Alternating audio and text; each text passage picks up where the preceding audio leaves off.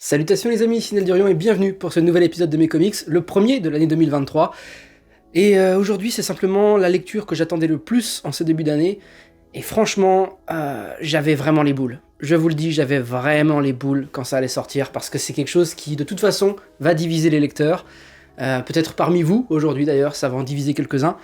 Sans plus attendre, laissez-moi vous parler de Punisher, le roi des tueurs.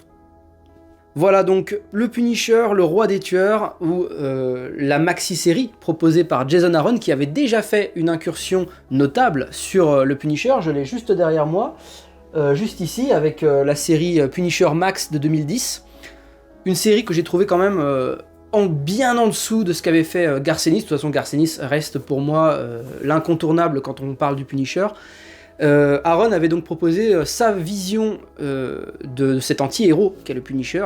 Le Punisher, c'est mon deuxième héros préféré. Je vous renvoie de toute façon à ma vidéo Punisher Born, la première qui concerne cet anti-héros absolument très cher à mon cœur sur la chaîne. Donc voilà, dans cette vidéo, je vous raconte absolument tout, comment je l'ai rencontré, ce personnage emblématique, ce que ça a engendré ensuite un petit peu dans ma croissance, si je puis dire. C'est vraiment un personnage avec lequel j'ai évolué au même titre que Batman. Bizarrement, deux personnages, deux héros, qui sont des hommes, en fait. Du coup, l'identification est d'autant plus simple. C'est beaucoup plus compliqué de s'identifier à Clark Kent qu'à Bruce Wayne. Ça, vous en conviendrez. Je veux dire, même si Clark Kent, adolescent, on peut s'identifier à lui, toute la part divine, ses super pouvoirs et tout, c'est quand même un petit peu plus compliqué. Alors que Batman, finalement, et le Punisher, ce ne sont que des hommes.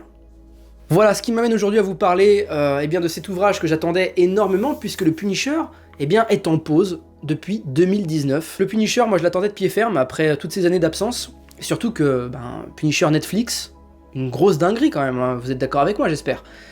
Mettez-le en commentaire si vous, le Punisher, ça vous parle, comment vous l'avez rencontré et tout. Moi ça m'intéresse de discuter de ça avec vous. Et franchement, moi, c'est un personnage fondateur dans ce que je suis devenu aujourd'hui. Là, vous allez me dire, ah bon, t'es un gros criminel en puissance? Non, mais j'aimerais vous poser cette question aujourd'hui. S'il devait vous arriver la même chose qu'à Frank Castle, je parle donc du meurtre de sa famille au complet, dans des circonstances absolument abominables, mais qu'est-ce que vous feriez en fait, vous? Si vous deviez ressusciter, entre guillemets, comme Frank Castle, vous feriez quoi? Moi, je vous le dis tout de suite, je pars en croisade vengeresse, jusqu'à ce que mort s'en suive, mais c'est clair et net. Franchement, ouais, c'est un personnage avec lequel j'ai grandi, au même titre que Batman, encore une fois, et du coup, forcément que quand des personnages deviennent vos modèles, vous vous inspirez de ce qu'ils ont fait dans les fictions, pour des fois prendre des positions, des initiatives, faire des choix dans votre vie. Moi, c'est comme ça que j'ai grandi, et je pense que beaucoup de gens qui ont connu les comics très tôt dans leur vie, les comics, les mangas aussi, ça marche, hein. Enfin bref, tous les médias culturels, je pense que ça nous impacte d'une manière plus profonde que ce qu'on veut bien le dire, que ce qu'on veut bien le croire aussi, pour certains qui mettent pas de mots là-dessus. Alors voilà, revenons à nos moutons avec Punisher, le roi des tueurs, un titre qui d'ailleurs est extrêmement bien adapté au récit. Jason Aaron nous propose, je ne dirais pas une relecture du personnage, parce que pour moi c'est une évolution du personnage, plus qu'une relecture. Ça a été très compliqué pour moi au départ, quand j'ai commencé un petit peu à me renseigner sur ce qu'allait être cette maxi-série qui sera en 12 numéros, c'est pas beaucoup, hein, 3 tomes de 4 issues, donc 3 x 4, 12. Je pense qu'on aura tout cette année, j'espère qu'on aura tout cette année. Je ne sais pas quand est prévu le tome 2, et j'espère vite, parce que moi perso, la fin du tome 1 là, enfin, je brûle les étapes, mais la fin du tome 1, elle m'a laissé, comme ça, vous voyez? Donc franchement, j'espère avoir vite la suite.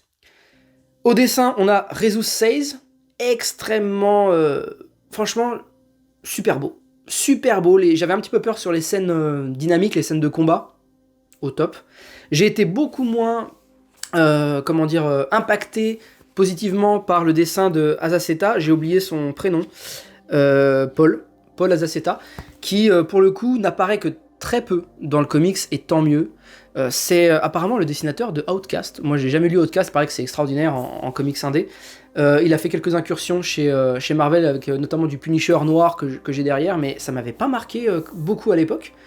Là, il apparaît seulement sur les flashbacks, donc c'est-à-dire quand on part sur l'enfance de Frank Castle, mais je vais y revenir en détail un peu plus tard. Donc c'est voilà, quelques pages, je dirais qu'au total on en a peut-être une quinzaine hein, dans l'entièreté du récit.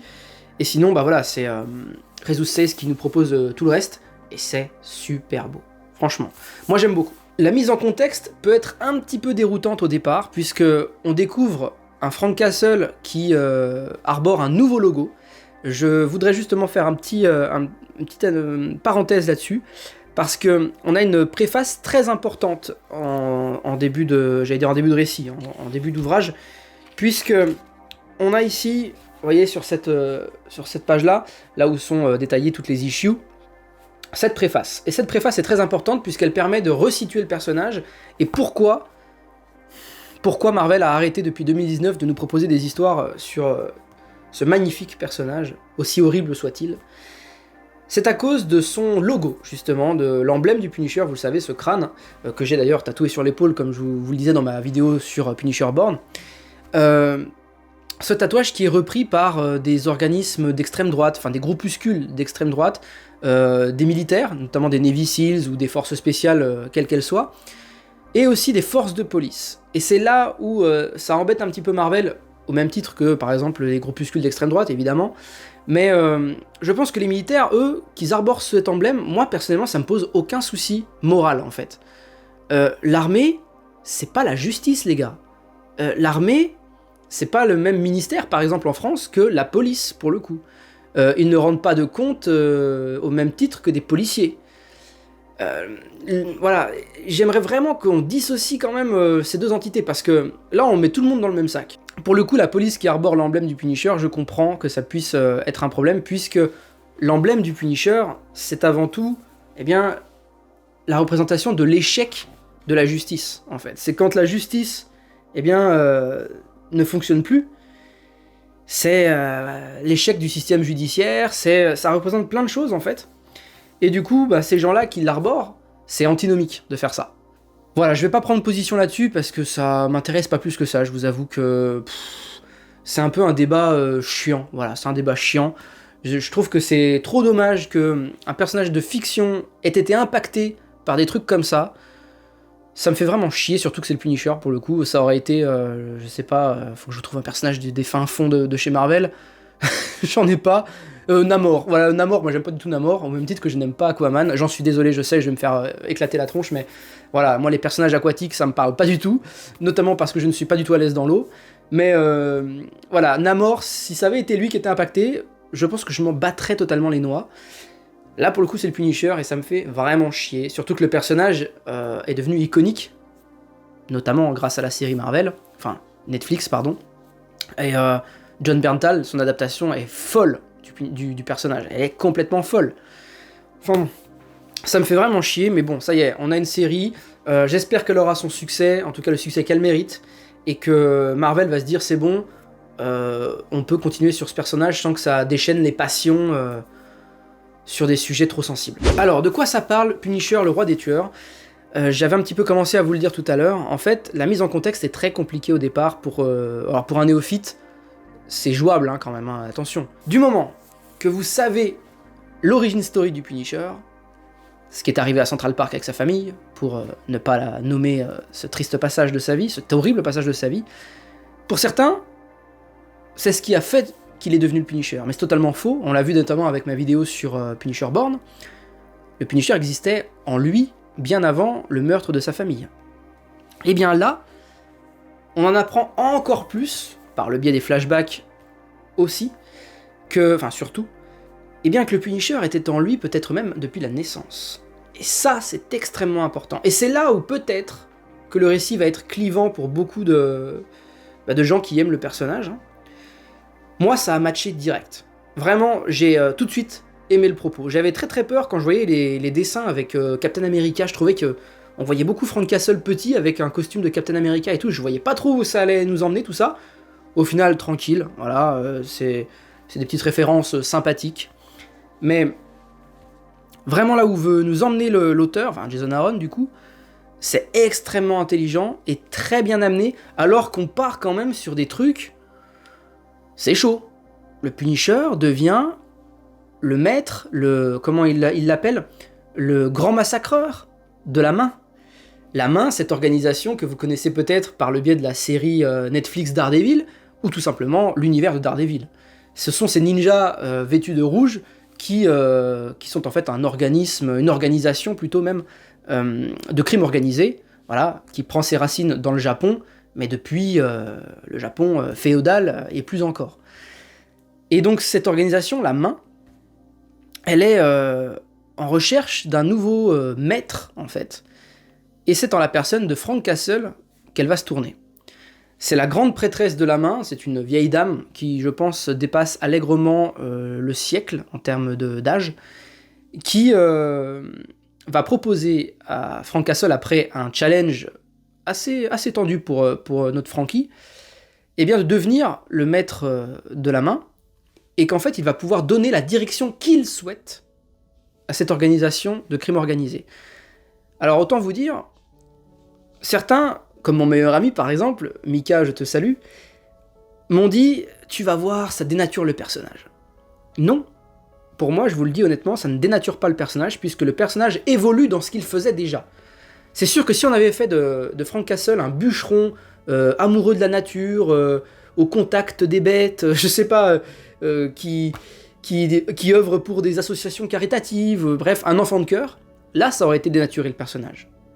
En aucun cas, Frank Castle, le Punisher, est dénaturé dans ce récit. Il évolue, je pense pouvoir dire, jusqu'au paroxysme de ce qu'il pouvait être dans ce récit. Il devient tout simplement le maître assassin du mal à un point absolument fantastique. Il donne une direction à la main qui est de purifier le monde des meurtriers, des violeurs, des assassins. Bref, il continue sa croisade, mais avec des moyens qui sont tout simplement astronomiques en fait. Et là où c'est intéressant, c'est que moi j'adore tout ce qui est issu du Japon. J'adore les samouraïs, j'adore les ninjas, je pratique les arts martiaux depuis 18 ans maintenant, même un peu plus que 18 ans.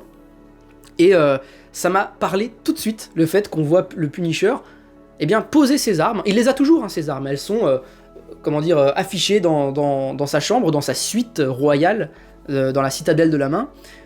On les voit toutes sur les murs, etc.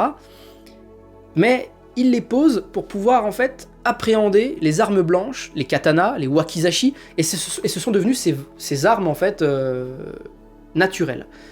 Alors il a beaucoup de mal, hein, c'est des passages très, très intéressants où on voit qu'il galère complètement avec ces nouvelles armes, ça fait parfois un peu sourire malgré les tripailles qui volent, etc.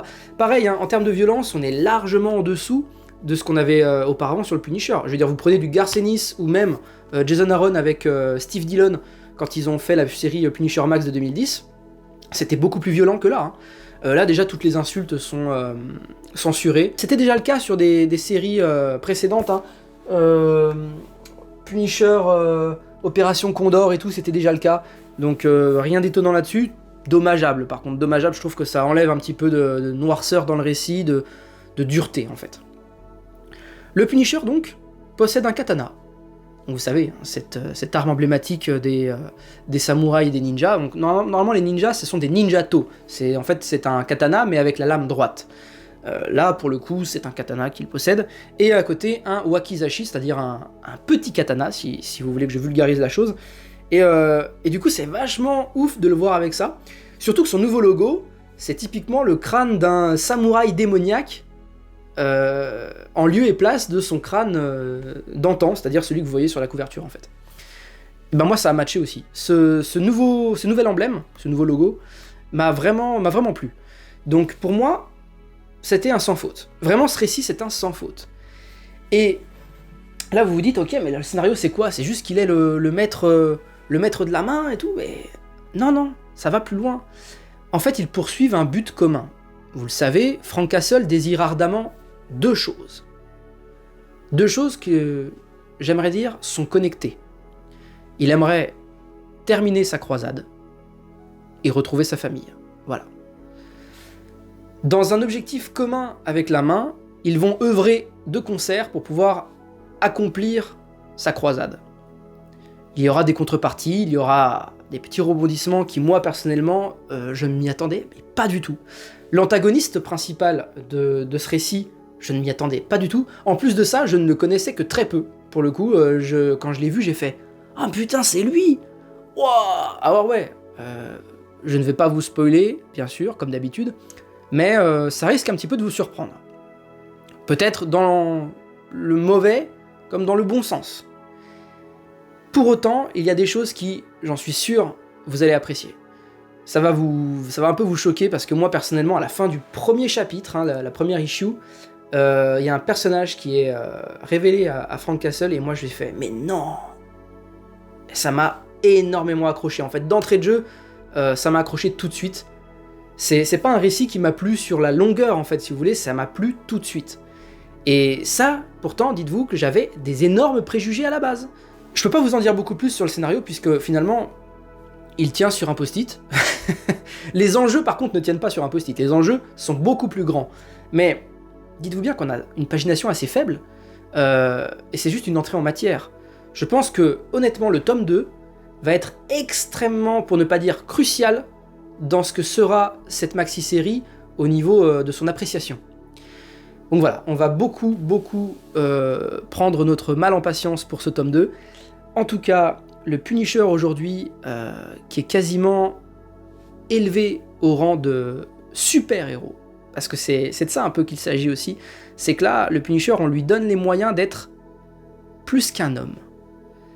Et ça, moi, ça m'a... j'ai fait, ah putain, là, ça y est, là, ça me plaît bien, là. Là, ça me plaît bien de donner cette ce nouvel élan au personnage, en fait. Oui, on s'éloigne de ce qu'on a connu avec Garcenis, genre énormément, surtout physiquement. Le Punisher, je trouve qu'à des moments, ça par contre je le mettrais peut-être en point négatif, hein, histoire de tempérer un petit peu mon propos et essayer de vous donner un avis un petit peu moins subjectif. Il y a des planches où on a l'impression que le Punisher c'est un japonais. Mais genre, des fois je me suis fait la réflexion, j'ai regardé, parce que moi je regarde énormément les dessins, hein, vous savez quand je lis un comics d'une centaine de pages, je mets 4 heures. Il y a des moments sur certains profils, je vous jure, il a le nez assez aplati, les yeux un petit peu bridés. Et je me suis dit, putain, pourquoi est-ce qu'il est comme ça? Alors est-ce que c'est... J'ai essayé de pousser la réflexion, et vous me direz en commentaire si je suis parti trop loin, mais je me suis dit, si ça se trouve, Marvel a dit, il faut que les gens, les occidentaux, l'armée, les policiers, les groupuscules, l'extrême droite, les occidentaux, les gens caucasiens, ne puissent plus s'identifier aussi facilement au Punisher qu'auparavant. J'ai pensé à ça. Je me suis dit, ça se trouve, ils ont essayé de physiquement changer Castle pour que... Et pareil, ses armes. Eh ben ouais, vous en voyez beaucoup, vous, des militaires ou des flics avec des katanas et des wakizashi à la ceinture? Ou des shurikens, hein, parce que le Punisher utilise aussi des shurikens. Vous savez, c'est les étoiles ninja, parce que oui, je vous parle comme si vous saviez exactement tout ça, mais voilà, ce sont des étoiles ninja. Vous pensez que vous, les militaires, pourront s'identifier plus facilement à un personnage utilisant ce type d'arme? Et au physique, à certains moments, attention, toute proportion gardée, à certains moments, je l'ai trouvé très asiatiquisé. dans son... moi, ça m'a pas dérangé. C'est juste que oui, des fois, je me dis, pourquoi avoir fait ça? Est-ce que c'est un problème dans le dessin? Est-ce que c'est à force de dessiner des ninjas de la main et des personnages du coup asiatiques, hein, forcément, puisque la plupart sont... pas tous, mais beaucoup viennent d'Asie, dans les hommes de main de la main. Et je me suis dit, ça se trouve, le dessinateur, Jesus Says, eh bien, il a force de dessiner des gens typés asiatiques, il a fini par dessiner le Punisher un peu de la même manière. Et franchement, vous allez le voir à des moments. En plus, il a les cheveux assez raides, un peu à la japonaise. Et je me suis dit, putain, on dirait vraiment qu'il est japonais, quoi. Enfin voilà. Je referme ce propos, mais si vous lisez, et je vous encourage vraiment à le lire, surtout si vous ne connaissez pas le Punisher en vérité, parce que ça match, hein. Vous connaissez pas le Punisher, vous arrivez là-dessus, c'est une porte d'entrée. C'est pas une porte d'entrée la plus évidente dans le sens où on est déjà sur un Punisher qui a pas mal bossé dans sa vie, qui a rencontré beaucoup de choses et tout. Comme je vous dis, les flashbacks quand même recentrent bien le personnage, on comprend beaucoup de choses. Mais je pense qu'il y a certains éléments de scénario qui ne vont pas faire écho en vous, comme pour un lecteur comme moi, avec un lourd passif sur le personnage.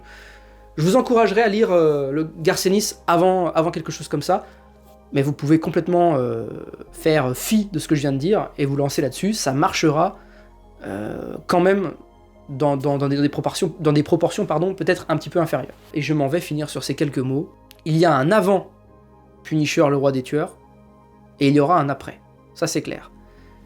La difficulté réside dans le fait de mettre de côté tout ce qu'on sait du Punisher, pas tout ce qu'on sait, mais tout ce qu'on aime du Punisher avec Garcenis, parce que là, c'est extrêmement différent.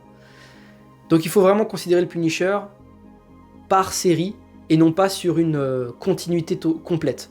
Parce que c'est pas comme ça qu'il faut aborder le personnage. Je vous le dis vraiment, abordez-le par série, par auteur en fait. Et ça marchera. Merci à tous les amis, lisez un maximum en ce début d'année, c'est très important, surtout qu'il fait froid, donc glissez-vous sous un plaid, dans votre canapé ou que sais-je encore, et puis laissez-vous emporter par toutes ces belles histoires qu'on a.